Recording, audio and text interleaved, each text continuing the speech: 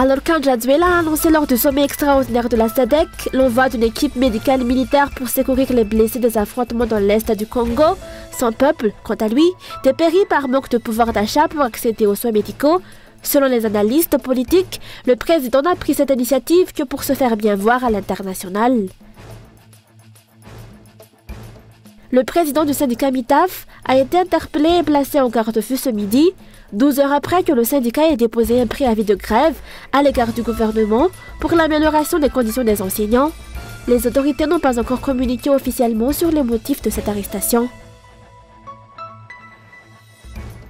De l'actualité internationale, à Goma, dans l'est de la République démocratique du Congo, les combats intenses qui ont opposé l'armée congolaise aux rebelles du M23, appuyés par des soldats rwandais, ont forcé les civils à fuir les camps. Nombreux d'entre eux ont été blessés.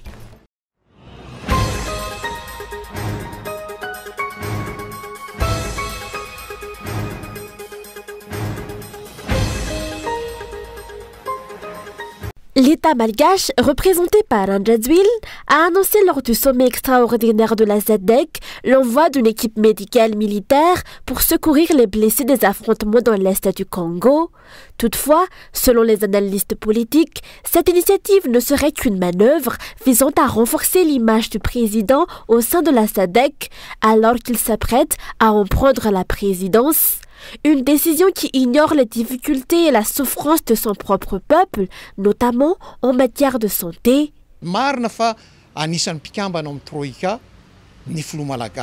Certes, notre président fait partie de la Troïka, mais il n'en est qu'un membre et ne prendra la présidence de la SADC que vers octobre, à ma connaissance. Cette initiative vise-t-elle à se montrer attentionnée envers les membres de la SADC? S'agit-il d'une manière de soigner son image à l'approche de sa présidence? Je ne parlerai pas de fanfaronnade, mais en tant que médecin, je ne peux que constater que, sur le plan de la santé, les Malgaches sont encore en grande difficulté. Personne ne peut ignorer les difficultés du système de santé publique malgache. Hôpitaux en sous-effectif, manque de personnel médical qualifié, coût élevé des médicaments. Autant de problèmes qui devraient être traités en priorité avant que les autorités ne s'engagent dans des actions à l'étranger.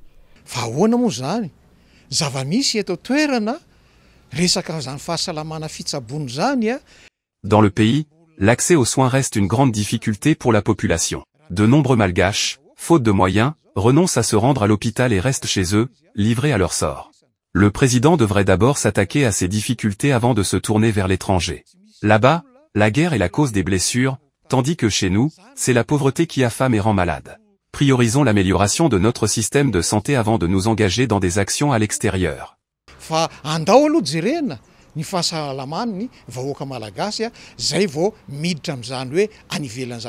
La coopération internationale est essentielle, mais les dirigeants doivent prioriser d'abord les besoins de leur population, surtout dans le domaine de la santé publique, qui est particulièrement fragile dans le pays.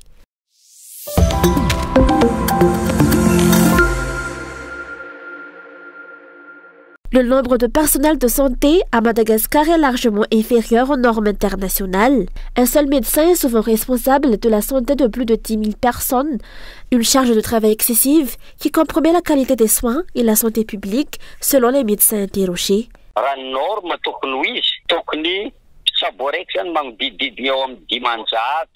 Selon les normes, un médecin devrait être responsable de 500 patients. À Madagascar, notamment en milieu rural, un médecin est donc censé couvrir l'ensemble d'un Fukuntan. En réalité, cette norme est loin d'être respectée, car un médecin à Madagascar doit prendre en charge plus de 10 000 personnes. Les médecins se retrouvent ainsi confrontés à une surcharge de travail.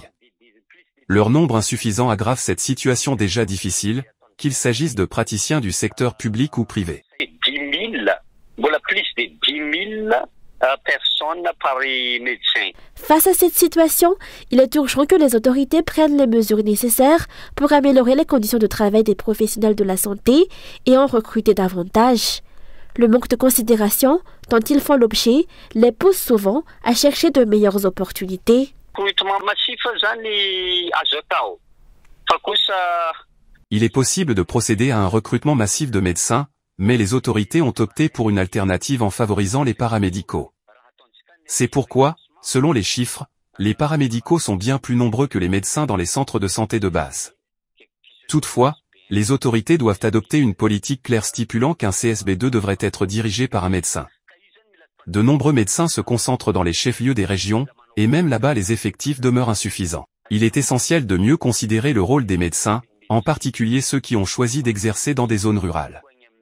Le travail d'un médecin est déjà difficile, et avec un bac+8, être contraint de travailler dans une commune rurale isolée, loin de tout, représente un véritable sacrifice. Ces médecins, qui font le choix de rester dans le pays et d'y exercer dans des conditions difficiles, méritent une reconnaissance et un soutien bien plus important.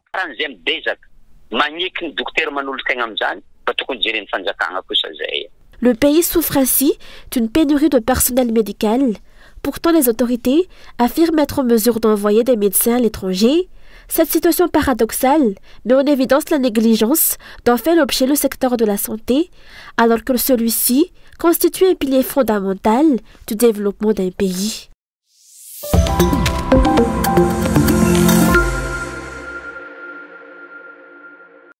Le président du syndicat MITAF a été arrêté ce midi et placé en garde à vue 72 heures après que le syndicat ait lancé un préavis de grève à l'intention du gouvernement. Les autorités n'ont pas encore fourni de clarification officielle concernant les raisons de cette arrestation.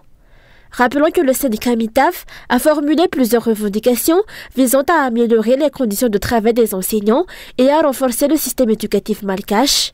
Parmi ces demandes figure la révision des quotas de recrutement pour augmenter le nombre de postes à pourvoir à 10 000.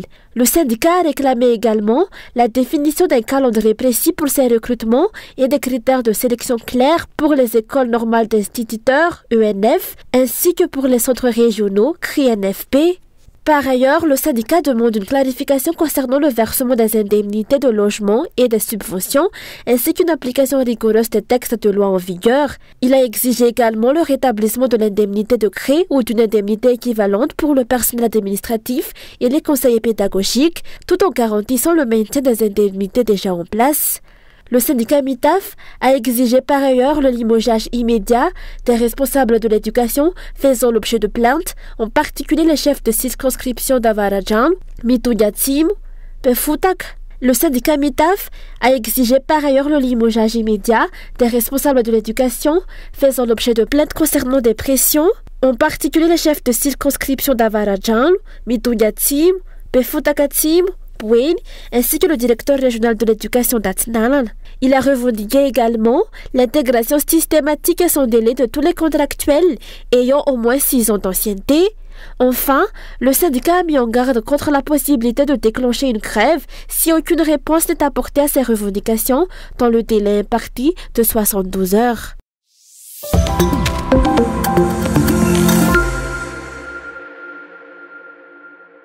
L'autosuffisance alimentaire à Madagascar sera atteinte coûte que coûte durant mon mandat, a déclaré André Zwiln lors de la distribution de semences de riz hybrides aux agriculteurs de la commune de Tanambé dans le district d'Aparafaravoul. Toutefois, selon les membres du parti Maïev, cet objectif reste encore lointain et la simple distribution de semences et d'engrais ne suffira pas à l'atteindre. Après des années de dépendance aux importations, il est urgent de renforcer la production locale en apportant un soutien concret aux agriculteurs.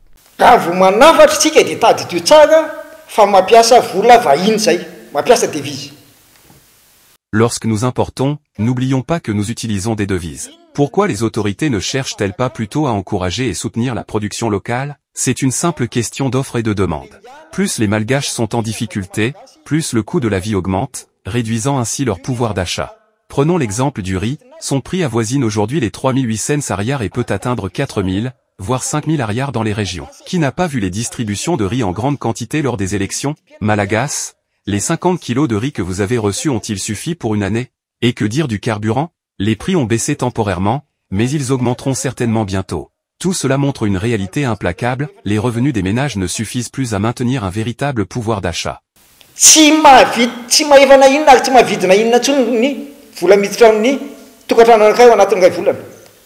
Par ailleurs, il est essentiel de maîtriser l'inflation pour stabiliser les prix et préserver le pouvoir d'achat des ménages. Cette mission incombe au gouvernement. La non-maîtrise de l'inflation qui aura des conséquences désastreuses pour le pays si les ministères concernés ne prennent pas les mesures et stratégies nécessaires.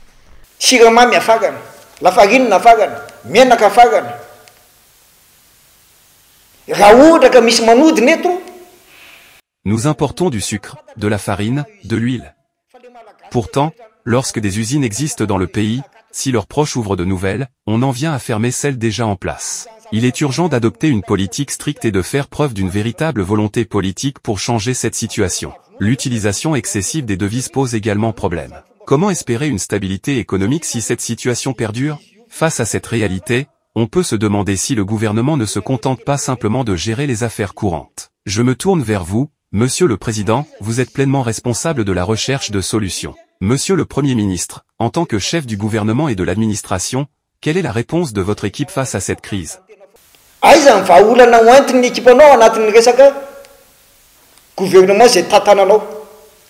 Outre la distribution de semences et d'engrais, il est également essentiel d'aménager de nouvelles terres cultivables pour les agriculteurs. L'insécurité qui pousse de nombreux agriculteurs à migrer vers les villes, la politique de gestion de l'eau, l'équipement agricole, la réhabilitation des routes et bien d'autres facteurs doivent être pris en compte. Il est notamment urgent de rénover et de construire de nouveaux barrages pour irriguer les vastes zones cultivables du pays.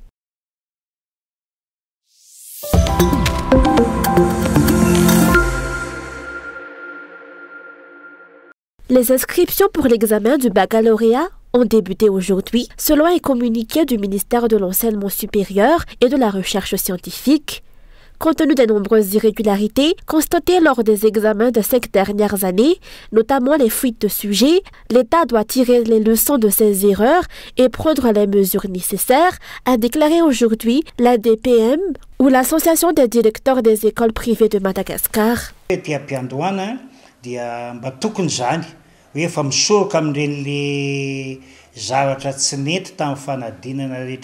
Dès le départ, il est essentiel de prévenir les irrégularités lors des examens, en particulier les fuites de sujets, qui restent le problème le plus grave.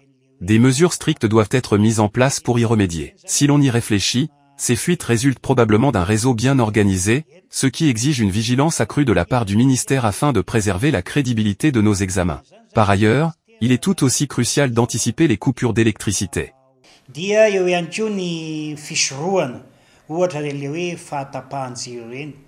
Les examens d'État se déroulant dans des conditions déplorables, les fuites de sujets et l'adoption de la loi d'orientation du système éducatif, ou l'OSEM, par seulement 13 députés sur 163, témoignent d'un manque flagrant d'intérêt pour l'éducation à Madagascar. Ces éléments révèlent la négligence des examens d'État et la dégradation volontaire du système éducatif.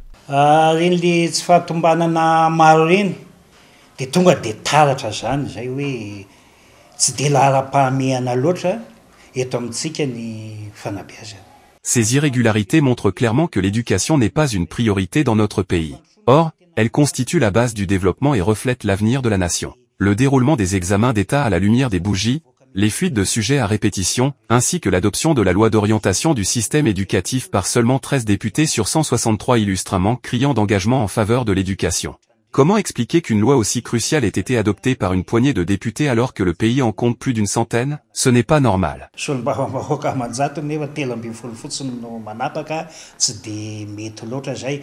Les épreuves du baccalauréat général auront lieu du 21 au 25 juillet 2025, ainsi que la première partie du baccalauréat technique. La deuxième partie se tiendra du 28 au 31 juillet. La date limite d'inscription pour les candidats au baccalauréat est fixée au 25 avril 2025, selon le calendrier publié par le ministère de l'Enseignement supérieur et de la Recherche scientifique.